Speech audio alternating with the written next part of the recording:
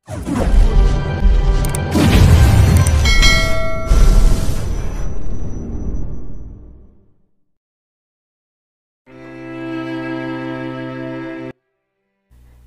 Dustin ang kanyang kamay, ngunit umatras si Denver at tumango. Napansin niya na mayroong kakaibang ekspresyon sa mukha ni Dustin mula noong dumating siya. Para ba may sinusubukan silipin ang kanyang mga mata? Unti-unti kumuyom ang mga kamay ni Denver sa likod niya habang unti-unti siyang naalarma. Uminto sa ere ang kamay ni Dustin. Di niya inaasang tatanggi si Denver na makipagkamay sa kanya. Natawa na lamang siya at hinagod niya ang kanyang buhok upang itago ang pagkailang niya. Ang sabi ni Pamela, "Honey, gusto akong pag-initan ni Monica noong nakaraan. Salamat kay Mr. Moore na napansin niyang tunay ang singsing na to at tinulungan niya ako ipabuka kay Monica na nabigo siya sa plano niya." "Wala yun." Ngumiti si Dustin at sinulyapan niya si Denver. "Mahilig talaga ako sa mga brilyante. Totoong sinabi ko, hindi yun pagmamalabis. Ang singsing ni Miss Murphy ay isang tunay na pambihirang brilyante. Ang sabi sa akin isa daw tong wedding ring. Mr. Stewart?" Makahulugan ang tingin sa kanya ni Dustin. "Iniisip ko kung saan mo nakuha magandang jade na to. Higit isang dekada nang lumipas mula nung pinakasalan ko ang asawa ko. Gusto ko sanang bilansa ng singsing na gaya nito para sa anniversary namin ngayong taon." Gusto sanang sabihin ni Pamela na family heirloom ito ng asawa niya, ngunit napansin niyang parang di magandang itsura ni Denver. Ang pag-iingat at pagkaalarma na pinapakita niya at ang madilim na liwanag sa kanyang mga mata ay gaya ng pag-iingat na isang mabangis na hayop bago to malagay sa panganib. May kakaiba rin sa mga tingin ni Dustin. Uminto si Pamela at ngumiti. "Binili ko to kasama ng asawa ko." Nagulat si Denver. Hindi niya inaasahan na mapapansin to agad ni Pamela. "Sinabi ng asawa ko na gusto niya ako ibili ng alahas bago kami ikasal, kaya't naglibot kami kung saan-saan. Nagpunta kami sa lahat ng malaki at maliit na mga antique shop at mga jewelry boutique at sa huli nagdesisyon kaming bilhin to. Malapit sa Green Pine Street ang shop, isang matandang babae ang may-ari ng shop. May kalumaan ng mga paninda sa shop niya." Kapani-paniwala si Pamela. Ang Green Pine Street ay isang sikat na antique business street sa Jangasas at maraming mga tindahan doon. May ilang mga taong nakakabili ng mamahaling brilyante doon. Naningkit ang mga mata ni Dustin at lalo siyang naguluhan. Hinawakan ni Pamela ang braso ni Denver at masaya siyang ngumiti. "Honey, buti na lang pumunta tayo sa Green Pine Street. Akalain mo yon? Nakakuha tayo ng gantong klaseng brilyante. Sinwerte tayo." Nginitian siya pabalik ni Denver at hinawakan niya ang kanyang kamay. "Oo nga, napakaswerte natin. Dahil kung paano mag-usap ang mag-asawa, di maganda para kay Dustin ay pagpatuloy pa niya ang pagtatanong tungkol sa bagay na iyon. Kaya naman nag-isip siya ng dahilan at umalis." Pagkaraan ng ilang sandali, umalis si Pamela sa event kasama si Denver. Habang naglalakad silang dalawa sa may kalye sa likod ng hotel, maliwanag ang gabi dahil sa buwan at mga bituin na nagkalat sa kalangitan. Sariwang hangin na may halimuyak na mga bulaklak na tumutubo lang sa panahong ito. At napakasarap sa pakiramdam na noong umihip ang hangin.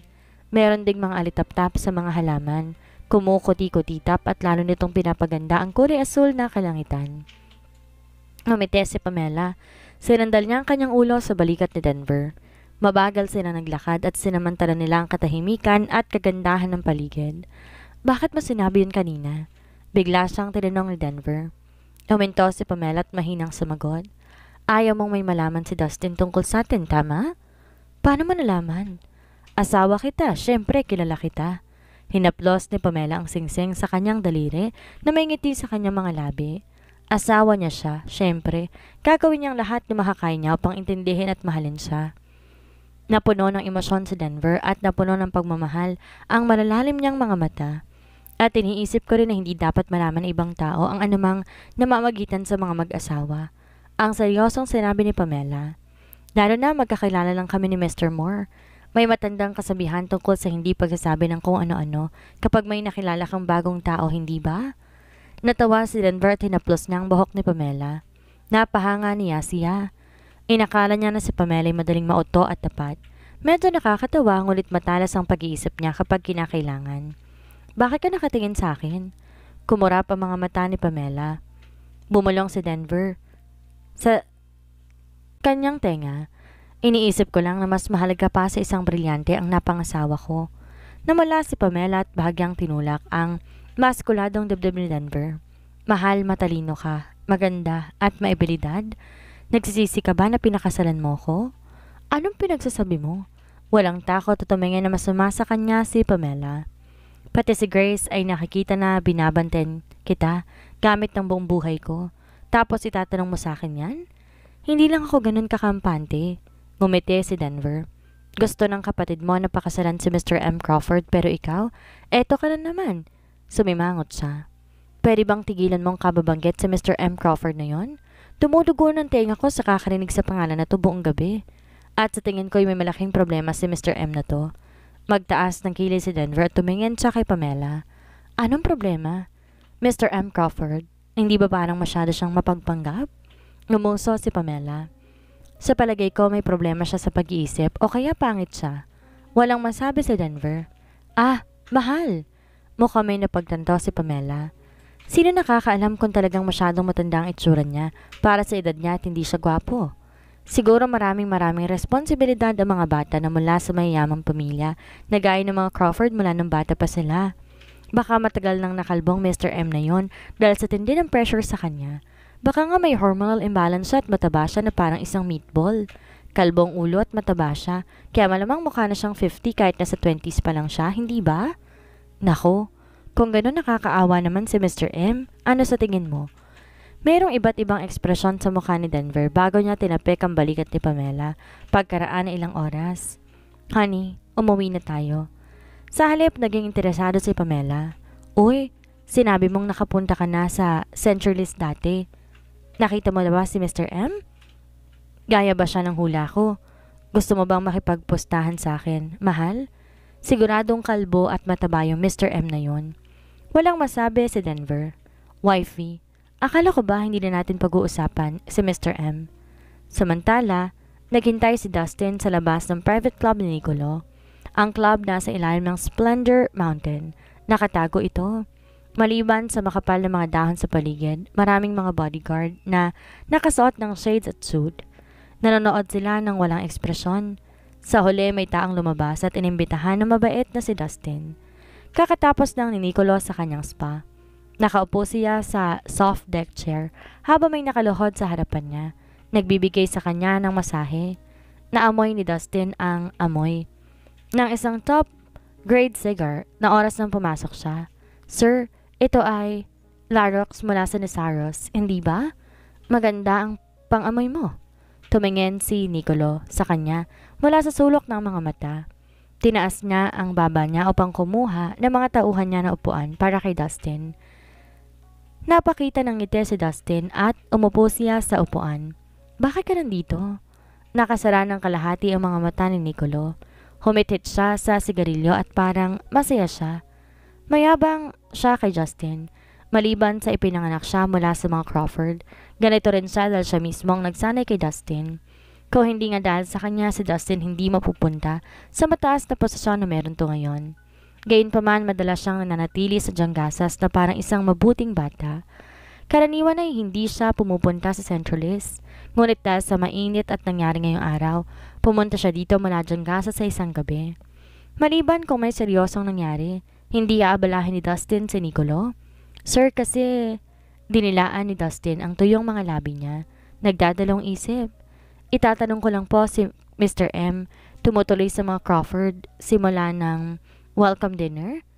Dumilat bigla ang mga mata ni Nicolo. Kumunot ang noon nito at tumingin siya kay Dustin nang nalilito. Bakit mo tinatanong? Gusto ko lang pong malaman. Siyempre, wala siya sa mga Crawford. Ang kaswal na sinabi ni Nicolo. Bakit siya mananatili sa isang lugar ng matagal? Sa mga grasya na binigay ng tatay niya, walang makakapigil sa kanya sa paglalakbay sa mundo. Kumunot ng malalim ang noon ni Dustin. Di po nasa Jangasas siya? Kalokohan. Nairita si Nicolo at tumingin ulit siya kay Dustin. Ano naman ang gagawin niya sa Jangasas? Para may charity sa kumpanya mo? Nabalitaan kong nasa Chaseland siya nitong nakaraan. Nandun siya sa bahay ng lolo ninyo sa Melorian. Sa Melorian? Tama. Humithit ng 2 beses si Nicolo sa kanyang sigarilyo. Hindi ko siya naparusahan noon. Baka natakot ang bata. Kaya naman nagtatago siya sa bahay ng lolo niya.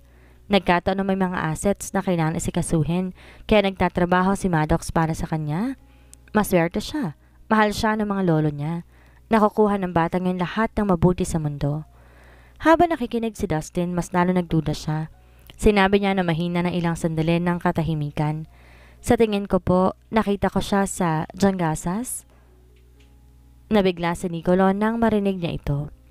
Anong sinabi mo? Hindi po ako sigurado kung siya po ito. Sir, binigay ni Dustin ng impormasyon na nahanap ng mga tauhan niya. Ang lahat ng tungkol kay Denver nasa dokumento, pati na rin ang kopya ng ID niya. Tiningnan to ng mabuti ni Nicolo. Napuno siya ng pagdududa. At naging malupit ang mukha niya. Gayunpaman nawala ang simangot ng mukha niya na makita niya nakasal na si Denver at may criminal record siya. Maliban sa asawa niya, si Pamela, wala siyang ibang miyembro ng pamilya. Kamukha ng lalaking to si Maddox, ang mahinang sabi ni Nicolo, pero wala siyang pamilya at nakulong siya sa pakikipag-away. Hindi tutugma sa kanya, pati isang proud na lalaki si Maddox. Nagpapadala lang ako ng at least 10 babae sa kanya. Lahat silang nakakabighani pero wala lang ito kay Maddox. Sa tingin mo ba ay ang Pamela na ito'y nakuhang puso niya? Kalokohan.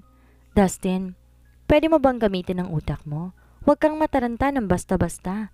Maraming tao na magkamukha sa mundong to. May mga taong tumawag sa akin kahapon. Sinabi niyang nakita niya ako sa Mawanian.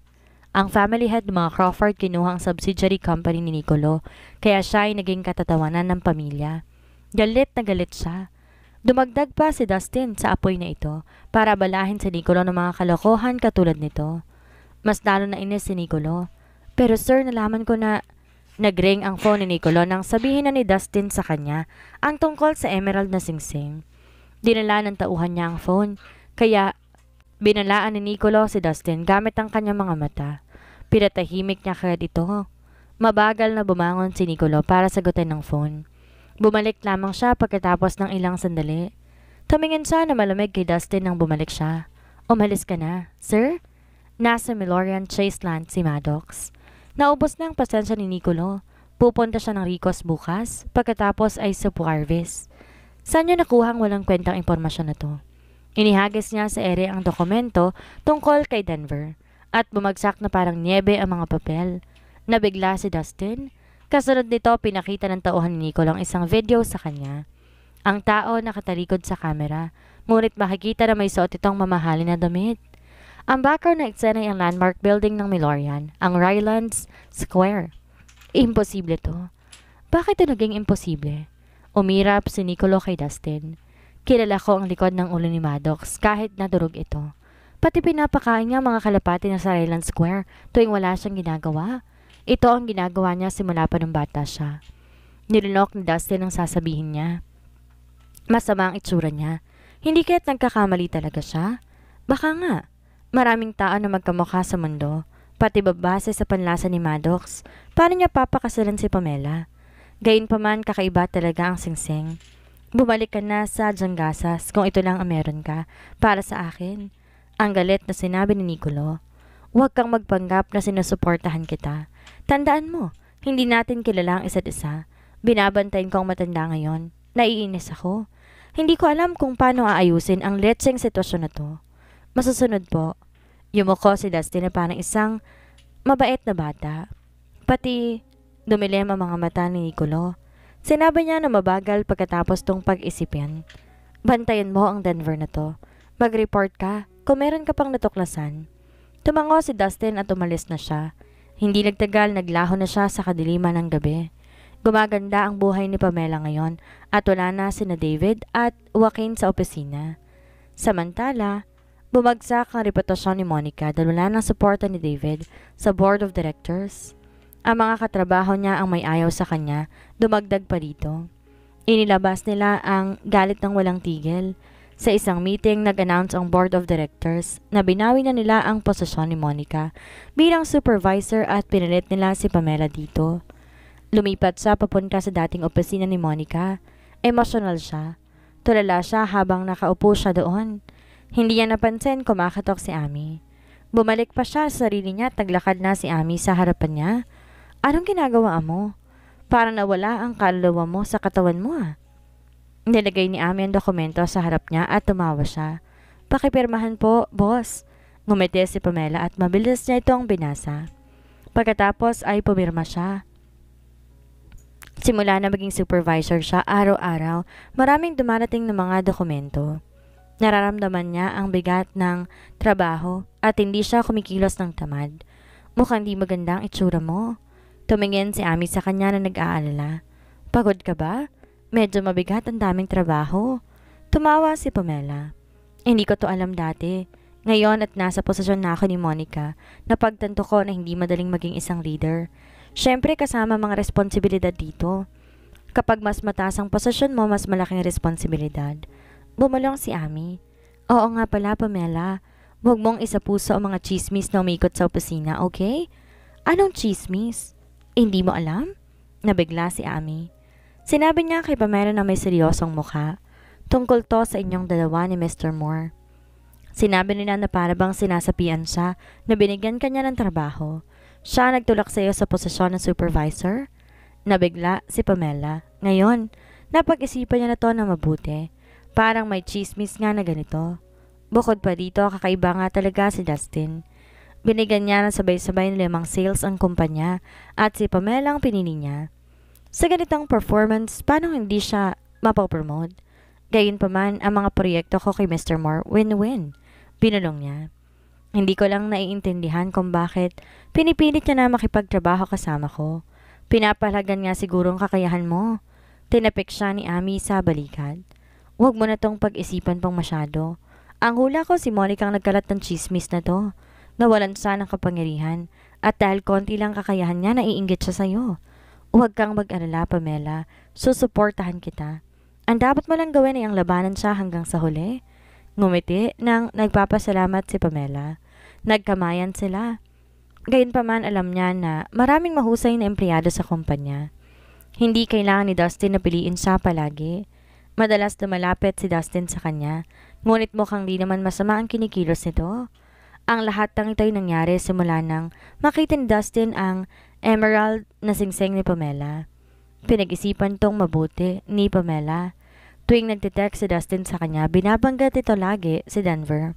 Halimbawa, tinatanong ni Dustin kung saang gym nagtuturo ng boxing si Denver. Sinabi niya na gusto niya mag-workout at matutong mag-boxing. Kaswal niya ring tinanong kung paano nagkakilala sina Pamela at Denver. Kung paano sila nahulog para sa isa't isa at kung paano sila nagpakasal. Sinabi niya pa na minsan dumaan lang siya ng opisina at tinalok niya si Pamela para ihatid. Naghihinala si Pamela ngunit hindi niya alam kung ano ba ang dapat niyang paghinalaan tungkol sa lalaking to. Sa tingin ko gusto ka ni Mr. Moore. Maririnig ang tunog ng mga suntok mula sa balkonahe habang nagsasanay si Denver at naglilinis si Pamela ng bahay. Huminto si Pamela sa kanyang ginagawa at tumitig siya ng blanko sa balkonahe. Palubog na ang araw. Ang ilaw nito ay naglalaho sa likod ng pink na mga ulap. Samantala, sumuntok si Denver sa ilalim ng sinag ng araw. Klaro ang mga linya sa hubad na muscles niya at ang mga patak ng pawis sa dibdib niya. Astig at malupit ang kagwapuhan niya. Biglang naisip ni Pamela si Apostle, ang God of War sa Zeta Smith. Sa tingin niya, ganito ang itsura ng God of War kapag naglalakad sa ilalim ng araw. May sinasabi ka, wifey? Nabigla si Pamela. Yumuko siya na nahihiya at tumula ang mga pisngi niya. Wala. Lumapit pa si Pamela kay Denver. Kinuha niya ang boxing gloves. Tinanggal niya ang mga band na puno ng pawis. Nilaron ni Denver ng malambing ang buhok ni Pamela. Ang mga mata niya puno ng lambing. Kung hindi siya puno ng pawis, yayakapin niya si Pamela. Oo. Biglang napaisip si Pamela kung anong gusto niyang sabihin kay Denver. Sa tingin ko, mas mabuti kong sasabihin ko sa iyo ang tungkol sa nasa isip ko. Ano yun? Ito ay tungkol kay Mr. Moore. Kumunot ang noon niya. Hubby, medyo kakaiba siya. Nitong nakaraan nagtatanong siya tungkol sa iyo. Dumilim ang mga mata ni Denver. Humigpit ang hawak niya sa mga band. Nilabas ni Pamela ang phone niya at ipinakita niyang lahat ng text ni Dustin sa kanya nitong nakaraan. Mukhang interesado siya sa akin. Pero tungkol sa'yo lagi ang mga tanong niya? Matalino si Pamela.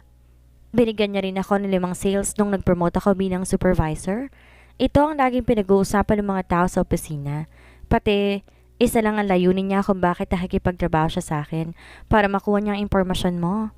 Sumingkit ang mga mata ni Denver. Alam niya ang nangyayari. Naghihinala siya nang makita niya si Dustin sa party noong nakaraan. Ito ay lalo na pagkatapos magpakita ni Dustin ng kakaibang interes sa singsing na suot ni Pamela. Naging alerto siya dahil dito. Mukhang si Dustin isa sa mga tauhan ni Nicolo. Sabinghal si Denver. Masyadong mainipin ang second uncle niya. Kahit nag-utos to na magbabantay sa kanya, hindi dapat to kumuha ng isang tao na madaling mabubunyag. Gayunpaman, kapag nalaman ni Nicolo na nasa Jangasa siya, sa halip na sa Melorian baka maging isang problema to. Tumingin siya kay Pamela. Ang babaeng to'y mabait at puro. Siguradong walang laban si Pamela kay Nicolo. Kailangan niyang protektahan si Pamela. Sa tingin ko talaga kakaiba to. Pero hindi ko malaman kung anong rason kung bakit ito ginagawa. Bakit yan gustong malaman ng tungkol sa'yo? Kumunot ang noo ni Pamela. Habi, may ginalit ka bang kakilala ni Dustin? Kaya naman. Wala. Tumawa si Denver. Pinutol ko ng lahat ng koneksyon ko sa dating buhay ko. Hindi ko na kinakausap pa ang mga taong yon, kaya huwag kang mag-alala. Tumango si Pamela. Hindi ka rin dapat mag-alala. Wala akong sinabi kay Mr. Moore tungkol sa'yo. Ano? Nabigla si Denver. Tumawa si Pamela. Lagi akong umiiwas sa mga tanong niya tuwing nagtatanong siya. Gusto niyang malaman kung saan gym ka pumupunta, kaya nagrekomenda ako sa kanya ng ibang gym. Gusto niya ako ihatid pa uwi, kaya sinabi ko sa kanya sumakay ako ng tren. Kahit anong mangyari, hindi ako isang tanga para sabihin sa isang estrangherong tungkol sa atin. Napuno ng ginhawa ang mga mata ni Denver habang nakatingin siya kay Pamela. Papayag siyang mawala ang kalayaan niya ng buong buhay para lang makasamang matalino, cute at mapagmahal na asawa niya. Gayunpaman may isang bagay na mas mahalaga na naghihintay sa kanya sa mga sandaling ito. Pagkatapos linisin ni Pamela, may isang balkonahe at ang kwarto. Lumabas na si Denver ng shower. Magkasandal sila sa isa't isa sa sofa. Ang ilong niya ay nasa leg ni Denver habang naamoy niyang body wash sa lalaki. Habang pinapanood ang gumagalaw na Adam's apple. Natuwa siya. Mabilis siyang nahiya sa mga iniisip niya. Pinigilan niya ang mga nasa isip niya habang namula ang mukha niya. Hindi napansin ni Denver ang maliit na pagbabago sa ekspresyon ni Pamela. Nilaro niya ang buhok ni Pamela at sinabi niya na mahina, "Magiging busy ako sa mga susunod na araw. Wala ako sa bahay, kaya alagaan mo na mabuti ang sarili mo." Ano? Nabigla si Pamela. Tumingin siya kay Denver na may malalaking mga mata. Anong gagawin mo? May competition ako? Ang sabi ni Denver. Magpo-focus ako sa training ko, kaya hindi ako makakauwi araw-araw. Medyo nadismaya si Pamela. Ngunit tumango siya at nagpatuloy siya sa pagsandal kay Denver. Hindi na ito kinaya ni Denver pagkatapos tumahimik ng ilang sandali. Ano yon? Hindi mo ba ako tatanungin kung bakit hindi ako nakauwi araw-araw? Nabalitaan ko ng asawa ng iba, hindi ganon sa mga asawa nila. Tumaas sa mga kiling ni Denver. Ang mga babaeng yan masyadong tensed. Tatawag sila sa asawa nila kahit makauwi sila ng medyo late. Pero ikaw hindi katulad nila. Pero sinabi mo sa akin pupunta ka sa isang competition. Ang boses ng babae nakakaakit. Maliban sa pagbibigay ko ng suporta sa iyo, ano pa bang sasabihin ko? Naintriga si Denver. Ngumiti siya, tinilan niya papalapit ang balikat ni Pamela. Niyakap siya ni Pamela na mas mahigpit. Nilagay nito ang mukha nito sa dibdib niya. Tinanong ni Pamela na may nakakaakit na boses. Talaga bang hindi ka uuwi ng araw-araw? Oo, ilang araw pala to. Magaganap sa isang linggong competition, kaya magkakaroon ako ng training na 5 o 6 na araw. Hindi ka ba pwedeng umuwi ng araw-araw kahit na late? Habang nakayuko, hinalika ni Denver si Pamela sa noo. Wifey, ano mo ba kung anong dapat gawin ng isang atleta bagong isang kompetisyon? Ang mga mata niya ay puno ng pagdududa. Umiling siya ng inosente. Ngumiti si Denver at ibinulong niya sa tenga ni Pamela. Hindi ako pwede makipagtalik. Nabigla si Pamela. Kapag hinayaan ng isang atleta na hayaan ng mga damdamin niya mga ibabaw, ang mga binti niya ay magiging mahina sa fighting ring. Siguradong matatalo sila sa laban. Kaya ikaw ang masisisi. Tumingin si Denver kay Pamela at nilaro niya ang pulang mga tenga nito. Hindi ko mapigilan ang sarili ko kapag nakita kong magkasama tayo araw-araw, kaya paano ko pipigilan ang sarili ko? Tumingin na nakakaakit si Pamela kay Denver. May liwanag sa kanyang magagandang mga mata. Ang mga lalaking mahinang kontrol sa sarili, ngunit sinisisi nila ang mga babae sa huli. Hindi ito patas. Kinagat ni Pamela ang labi niya. Mukhang ayaw niya. Samantalang ginawa niya mas nakakaakit para kay Denver. Napuno ng mainit na pagnanasa ang katawan ni Denver. Nawalan siya ng kontrol. Ngumiti si Denver at tinulak niya sa sofa ang katawan ni Pamela. Anong ginagawa mo? Gumalaw ang katawan ni Pamela at pinigilan niya ito. Hindi ba't sinabi mo na hindi ito po pwede? Bukas magsisimula ang training. Mabilis niyang tinanggal ang bathrobe at tumalon siya kay Pamela. Mas mapaglaro na tingin sa kanya. Ngayong gabi, pwede tayo. Narinig mo ba ang sinabi ko? Tumulo ang pawis sa noon ni Franco dahil sa taranta. Magsalita ka. Nabigla si Denver na mapagtanto niya na nasa malayong isipan niya. Umubo siya na mahina at tumayo siya mula sa upuan niya. Naglakad siya na mabagal patungo sa floor-to-ceiling window. Ang work report mula sa 5 consortium sa Chaseland ay natapos na, ngunit wala siyang narinig na kahit isang salita. Ito ang unang beses na wala ang isip niya sa isang mahalagang event tulad nito. Ang rason dahil ang isipan niya puno ng imahe ng isang babae. Kinurot ni Denver ang noon niya, tinanong niya na may mahinang boses. Anong oras na? Nabigla si Franco. 5 p.m. Hindi, ngayon sa John Gasas? Walang masabi si Franco at binaba niyang lahat ng dokumento sa mesa at huminga siya na malalim. Boss, ang time difference sa pagitan ng Ricos at John Gasas ay 8 oras. Hindi mo ba ito pa pwedeng bilangin mismo? Gusto niya lang malaman. Tumawa si Genaro. Hating gabi na doon. Nananaginip pa siya ngayon. May maliit na pagbabago sa ekspresyon ni Denver. Nananaginip pa talaga si Pamela ngayon? Kaya ba talagang matulog ni Pamela nang wala si Denver sa tabi niya? Nitong mga nakarang araw, araw-araw mahirap para sa kanya tuwing sinusubukan niyang matulog dito sa Ricos. Nagpatuloy si Genaro na nakangiti. Iba ka talaga. Nandito ka sa Ricos para sa isang financial report, pero nagsisinungaling ka sa kanya at sinabi mo nasa training ka para sa isang competition? Ikaw lang kaya magsinungaling ng ganito. Anong kasinungalingan ang gagawin mo kapag bumalik ka ulit dito? Hindi lang sa Ricos, nandyan din ang Centralist. Kailangan mong lumibot ng buong mundo. Tumingin si Franco sa kanya. Walang masabi. Kapag ikaw namuno sa mga Crawford, hindi mo na pwedeng itagong pagkakakilanlan mo. Magsisinungaling ka ba sa kanya ng buong buhay mo? Tumitig si Denver sa labas ng bintana. Ang Ricos Bridge sa malayo puno ng ulap. Pumikit siya. Ang mga kilay niya puno ng pagkairita at sumakit ang kanyang ulo. Gagawin ko ba tong sekreto mula sa kanya sa buong buhay ko? Imposible ito. Hindi magtatagal malalaman ni Pamela ang katotohanan. Gayunpaman ayon sa tradisyon ng mga Crawford, kailangan niyang pumili ng isang babae na mula 3 malalaking pamilya para maging asawa niya. Kapag sumama si Pamela sa mga Crawford, ano magiging kapalaran niya dito? Ang pinakamahalaga sa lahat, hindi siyang tunay na Denver. Huminga siya na malalim. Kinuha niya ang ID ni Denver mula sa bulsa niya. Ang lalaking nasa ID card ay may parehong mukha niya. Ngunit hindi sila sa iisang tao. Baka nga hindi matalino si Genaro, pero magaling siyang bumasa ng emosyon ng iba. Ang mungkahi ko ay tapusin mo ang training mo. Ang lahat na nandito sa Chaseland halos tapos na, at tutulong kami ni Franco na asikasuhin ang natitira. Dapat ka nang bumalik sa asawa mo. Total mukhang namimiss ko man na siya. Nagbago ang ekspresyon ni Denver at tumalikod siya. Ito ang unang beses na ngumiti siya simula nang dumating siya sa Ricos. Hindi mapigilan ni Franco ang sarili niya at nagbigay siya ng thumbs up kay Genaro. Ngumiti sila sa isa't isa at nang handa na silang umalis, pagkatapos ayusin ang kanilang gamit, dumating si Reagan. Tumingin siya ng balisa kay Denver. Mr. Stewart, ano nangyari? Dinilaan ni Reagan ang mga labi niya at sumagot siya. Nakatanggap po ako ng balita mula sa Jangasas. Nasa panganib po si Miss Murphy. Nasa interrogation room si Cordelia ng isang buong araw. Walang kahit ano sa loob ng maliit na kwartong to. Walang bintana, isang pinto lang. Merong malamig na nagkakasal na hangin. Ang apat na sulok ng kisame may mga kamera na nakatutok sa kanya. At sa likod ng mga kamera ay ang surveillance room. Ang staff ay inobserbahan ang mga kilos niya mula sa bawat anggulo.